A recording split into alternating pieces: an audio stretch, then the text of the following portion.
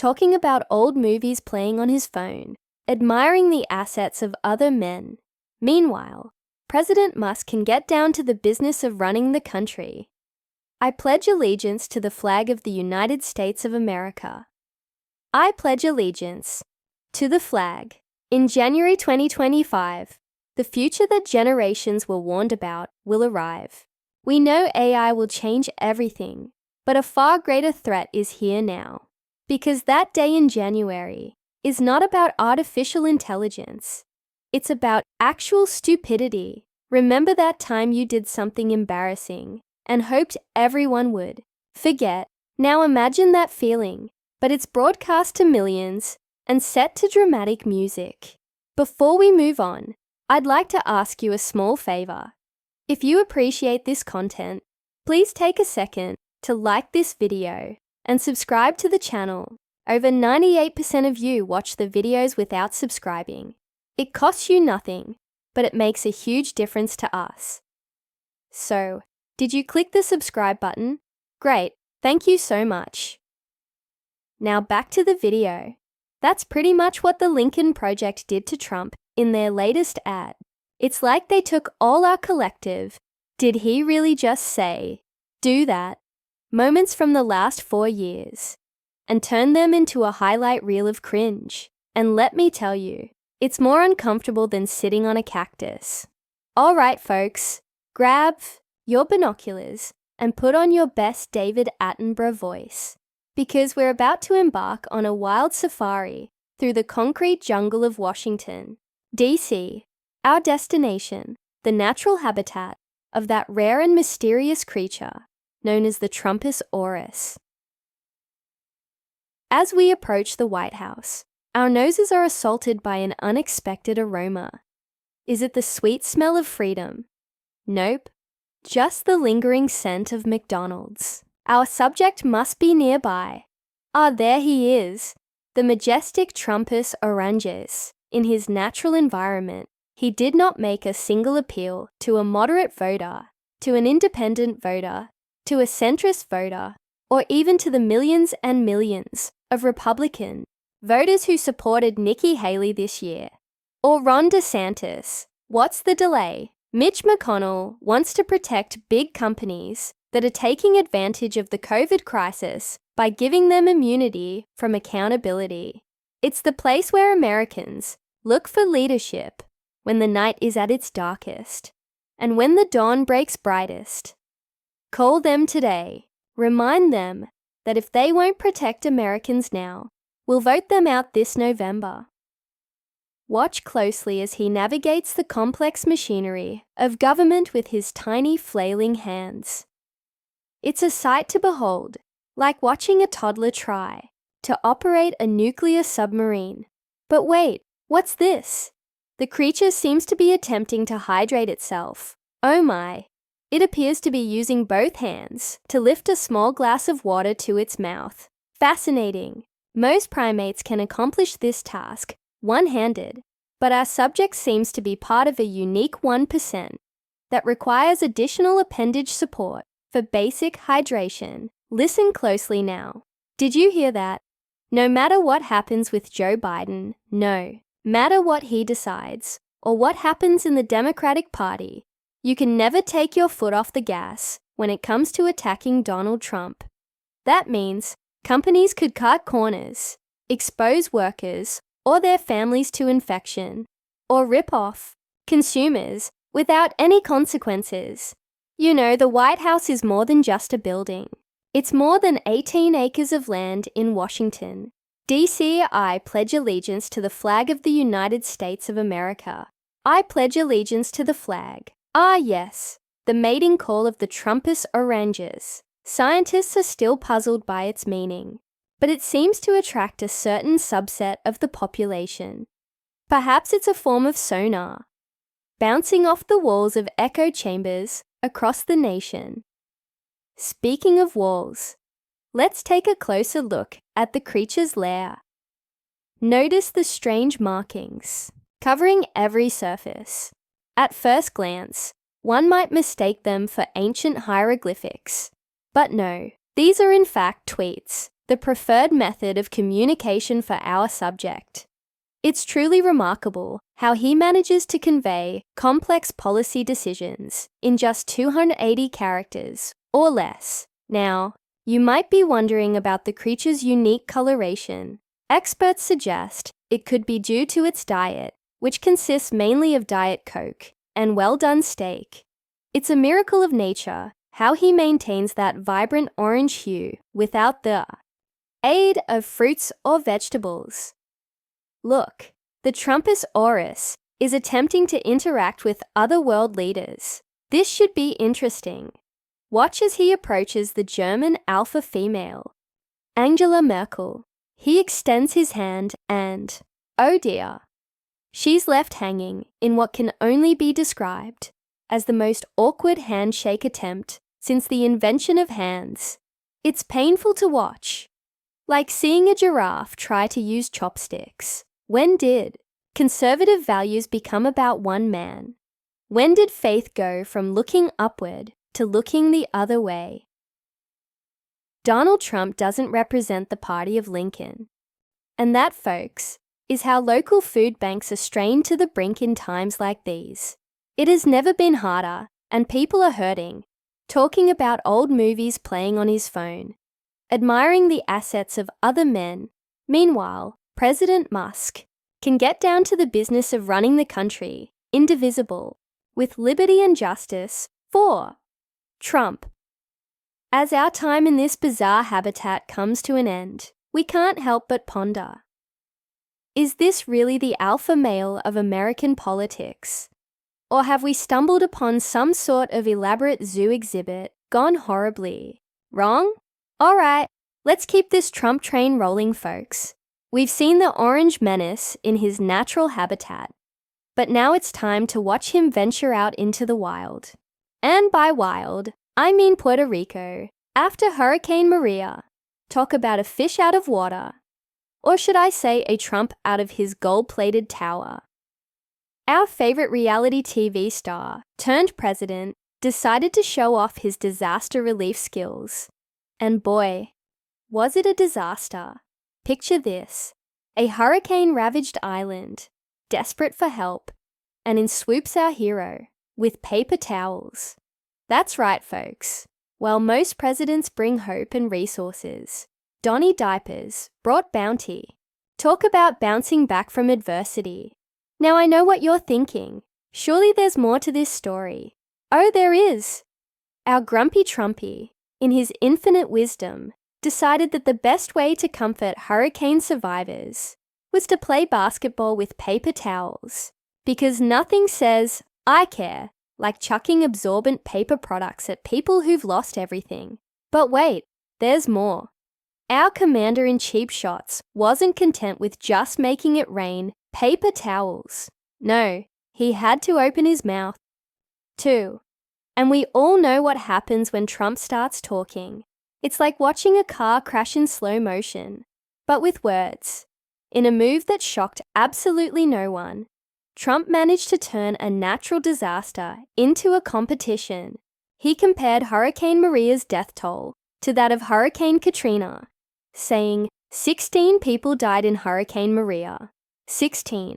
And they had a very, very bad hurricane. But you know what? They had a lot of people that were killed in Katrina. Because nothing says presidential like playing whose disaster was worse. Joe Biden says he cares about law and order. He says he believes in our institutions, our safety, and the rule of law. So why is Joe Biden publicly appearing on stage with a convicted felon in the midst of the worst economic crisis in decades? And with COVID's death toll rising, we at the Lincoln Project are confident that Donald Trump understands his position. Elon is smarter, wealthier, more charismatic. He has a far superior and more successful social media platform and company. With the economy on the edge, it's time for Mitch McConnell and Donald Trump to put people first. For once, I pledge allegiance to the flag of the United States of America. But here's the kicker. While most people think Trump's Puerto Rico visit was a disaster, and others believe it was just a misunderstood act of kindness. The truth is, they're both wrong. The real shock, it was actually an audition for the world's worst game show host. And behind curtain number 1, we have more hurricane. Now I know you're wondering, what about the empathy, the leadership, the basic human decency? Well, my friends, those things were about as present in Trump's disaster response as vegetables are in his diet, which, to say, completely non-existent. But don't worry, folks. Our orange friend wasn't done yet. In a stunning display of self-awareness, or lack thereof, Trump decided to brag about the size of the crowd that came to see him. Because when you're standing in the middle of a devastated island, the most important thing is clearly how many people showed up to watch you throw paper towels. So, as we watch Grumpy Trumpy fumble his way through another crisis, one question remains. Is it possible to impeach someone for being tragically incompetent at throwing paper products, asking for a friend, and about 3 million Puerto Ricans? Well, folks, just when you thought our orange-hued hero couldn't possibly outdo his paper towel basketball skills, he's back with a new act that'll make you wonder if we're living in a sitcom or a political nightmare. Remember how we left Grumpy Trumpy in Puerto Rico, trying to solve a hurricane with bounty? Well, hold on to your MAGA hats, because we're about to dive into the wild world of Trump rallies, where logic goes to die and alternative facts are born. Picture this: a sea of red hats, questionable fashion choices, and enough conspiracy theories to make even the tinfoil industry blush. It's like Comic-Con for people who think the Earth is flat and vaccines contain microchips. And at the center of it all, our very own Donny Diapers, ready to serve up a word salad that would make a blender jealous. As Trump takes the stage, the crowd goes wild. Is it because he's about to unveil a groundbreaking policy? Nah, he's just promised to lock someone up. Again. It's like a greatest hits concert. But instead of music, it's just repeating the same old catchphrases. In January 2025, the future. The one generations were warned about will arrive. We know. AI will change everything. Trump's plan will kill Donald. The end is coming. He thinks he's gone.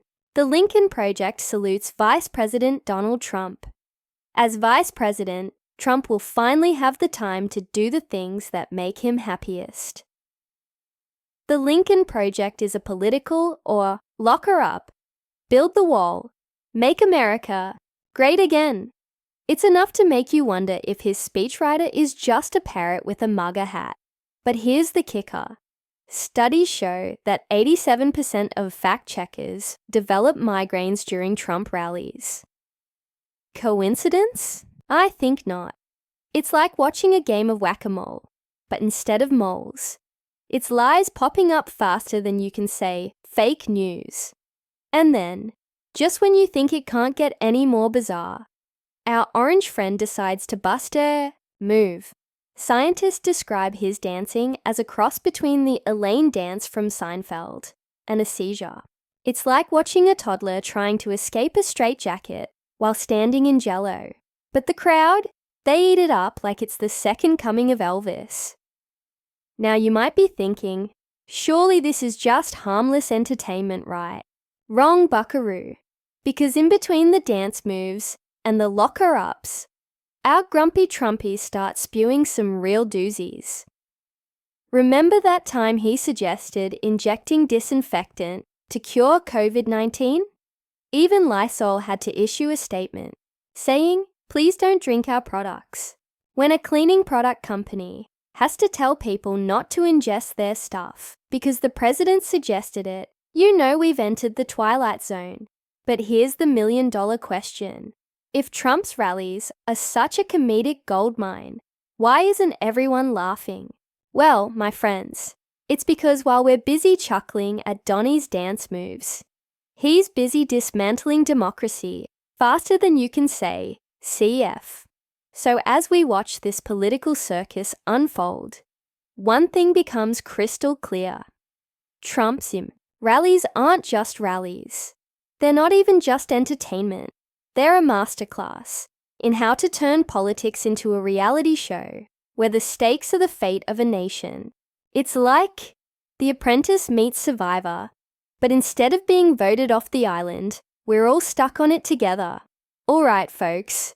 We've seen Donnie Diapers fumble through rallies and toss paper towels like he's trying to win a carnival game.